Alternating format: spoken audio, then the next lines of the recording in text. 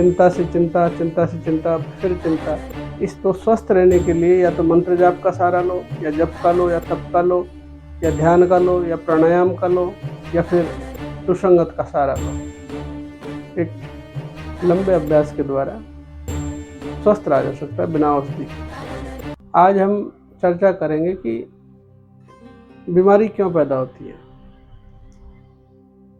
वास्तविकता यह है कि पहले मानसिक रूप से बीमार होता है आदमी, उसके बाद उसका प्रभाव शरीर पर आता है।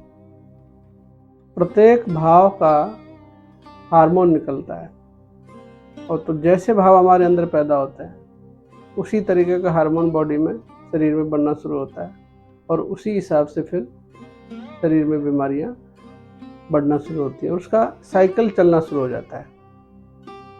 चिंता से चिंता, चिंता से चिंता, फिर चिंता।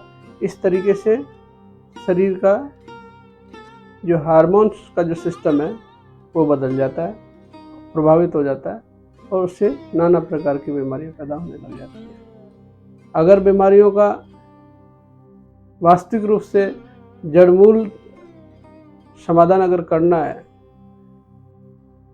तो अपने भाव को निर्मल करो। भाव निर्मल कैसे होगा? जप की विधि के द्वारा भाव निर्मल हो सकता है, तप के द्वारा भाव निर्मल हो सकता है। तप क्या है? मन चंद्रियाणी एकीकरणम तप है। मन और इंद्रियों को एक कर लेना, इंद्रियों को मन में लीन कर लेना। तो उस तप की अवस्था से भी भाव निर्मल होते हैं, और उससे हार्मोन बदल करके सकारात्मक हार्मोन पैदा होना शुरू हो जाता है। और योग व्यायाम से भी भाव प्राण ऊर्जा निर्मल होती है, और भाव निर्मल होते हैं, उससे भी शरीर में स्वस्थता बढ़ती है।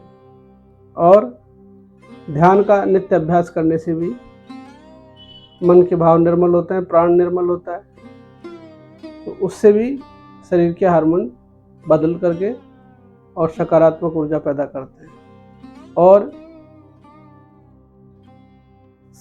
संगत से भी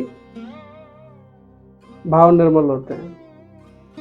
जहाँ पर अगर सात्विक संगत है तो उसका असर धीरे धीरे धीरे भावों पर पड़ना शुरू हो जाता है, उससे भी निर्मलता आ जाती है। तो स्वस्थ रहने के लिए या तो मंत्र जाप का सहारा लो, या जप का लो, या तप का लो, या ध्यान का लो, या प्राणायाम का लो, या फिर सुसंगत का सहारा लो। और हर समय अपने शरीर में रहने का प्रयास करो। स्वभावतः क्या होता है कि हम शरीर में नहीं रहते, शरीर के बाहर हमारी चेतना रहती है।